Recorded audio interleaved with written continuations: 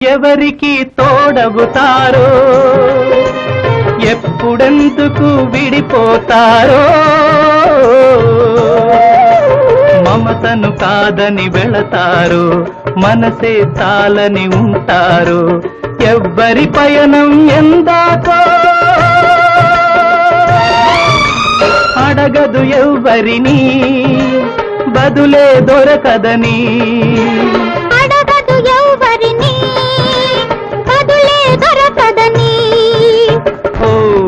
బాటసారి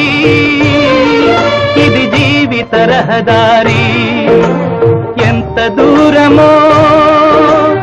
ఏది అంతమో ఎవరు ఎరుగని దారి ఇది